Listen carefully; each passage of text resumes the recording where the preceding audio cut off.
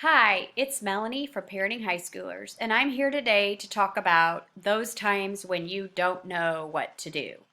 That can apply to so many situations. For instance, number one example, your child is telling you that he has a ride to practice from a friend that just started driving.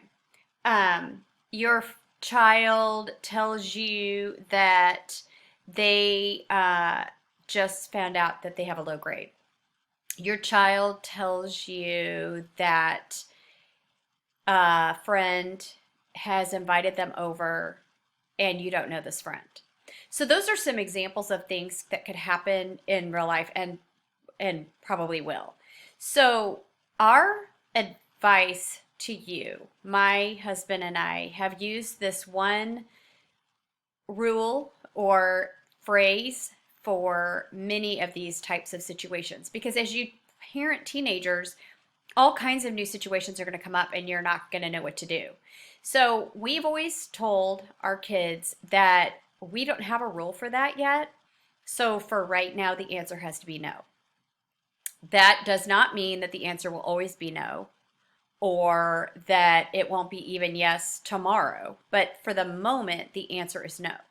Now, that may mean that your child doesn't get to go do whatever he was going to do tonight or that she wanted to do tomorrow because you may not have an opportunity to discuss it.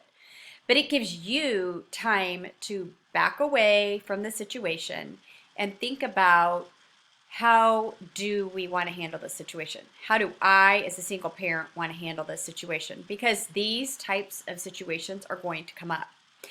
So, by telling your teen, I don't know what to do right now, that's not admitting anything other than you don't know what to do about this particular situation. And so, our kids have learned that if they press us or push back on this I don't know situation, that the answer will automatically become no. And yes, we will have thought about it and talked about it before the next time comes up. But this just gives you a moment to regroup and to think and to maybe ask someone else questions that maybe the other parent or maybe parents of older teens that have gone through this. Like, how did they handle the situation? It gives you an opportunity to talk to your own teen and ask questions about, so how do you know this kid? And we're sure they're hopefully fine. And it just gives you a starting point so that when you are put on the spot, your kids will, they will learn to not put you on the spot, but also it gives you room to learn and grow as a parent. And one thing we've always stressed with our kids is that we don't know the answers to everything. We're learning along with you.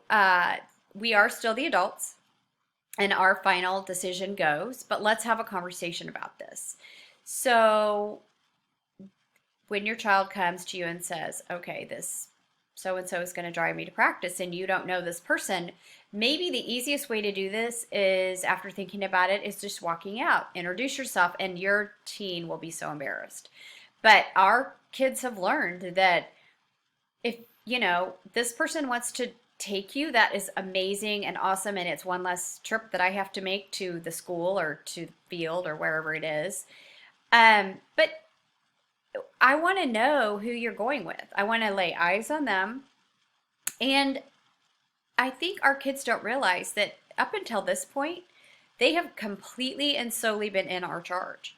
And so now they cannot, and we've explained this as well, expect us to just say, okay, bye, and not have any sort of concerns. So when we go out to say hi, that's really all it is. But in the meantime, we've gathered information. How old is this person? When did they get their license? And it doesn't have to be a big interrogation. But our kids have also learned, don't even ask if the driver is still on that probationary license. That's a big one. They all try to get away with, my kids included, driving other kids before they have graduated up to having more than one other underage, I believe it's under the age of 18, uh, passenger. That was a big one, especially with our oldest, because we really didn't know much about it other than they did have graduated license.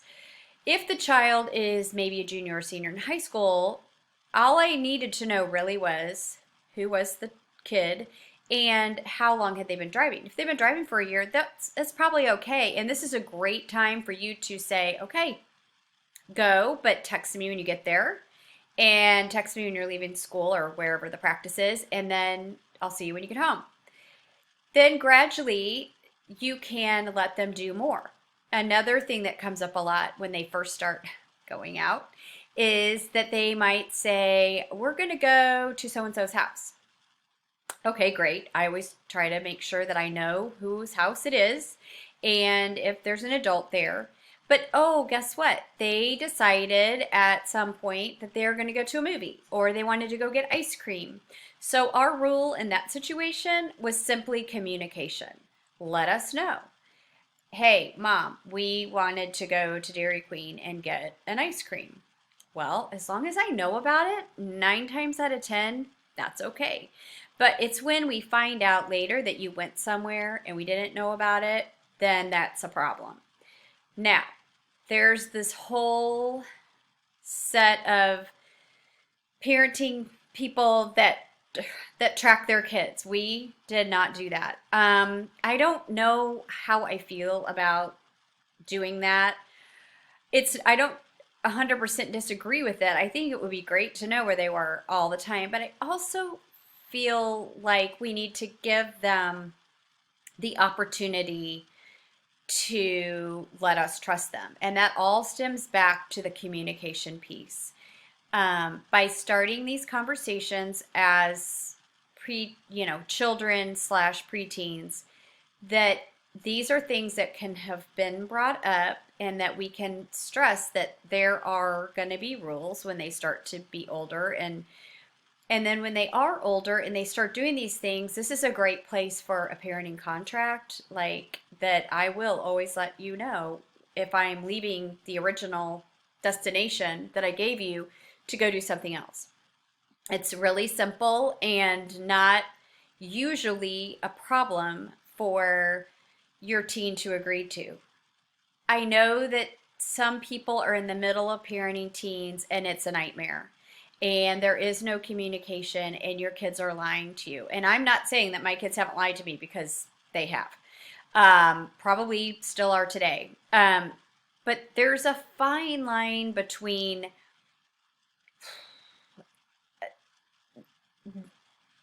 checking on their every single move. And we were teenagers once too, and we made mistakes and we broke curfew. And well, I mean, maybe you were a perfect teen and you didn't. I know for the most part, our children have broken rules. I broke rules. And then there's a consequence. This talk is kind of all over the place, but I think when it boils down to is as you are creating a dialogue with your teen, make sure that they understand that you reserve the right to say no. Make sure that they know that you reserve the right to say, I'm not sure what my answer is going to be right now, but temporarily it is no. And then make sure that they know that maybe you're not tracking them now. Maybe that is a last ditch effort to stop the lying, or if it's gotten to a point where you just absolutely cannot trust them, maybe it gets to the point where they can't go anywhere. So you have to start somewhere though, and I suggest that this initial rule of I don't know, this is new to me, like it is to you, and let's talk about it, be a great place for you to start these conversations. And don't interrogate them. Listen to what they have to say. And again, since you've reserved the right to say no, they have to understand, and you need to make it clear that when you say no, that is what you mean. And so that's a whole nother talk about what standing strong and drawing the line in the sand about where you're going to set your boundaries. But for now, reserve that right to say, I don't know, because we haven't experienced this yet, and let's figure this out together. Um, Most times with our kids, the answer has ended up being yes, because we found out more about the situation. Maybe it was a new driver, but they were the only other kid in the car, and it maybe once we met them, we felt like, okay, we asked around. Now, I also feel like there are going to be times where you won't have time to uh, do that kind of research. And you may need your kid to have a ride to practice because your other one needs to go somewhere else. You're going to have to make a decision in the moment. But if, for the most part, your kids are aware of this I don't know right now rule, or maybe procedure, I don't know that it's a rule, um, it makes things easier on you because yes, they want their answer immediately, and so don't we all, but they need to know that not every decision is made immediately. And if they're going to press us on it, that may make the decision for them. So they probably don't want to go that route. So, anyway, reserve the right to say no and reserve the right to say, I don't know, and I will figure this out. So, hope you give me a thumbs up and stay tuned for my next video.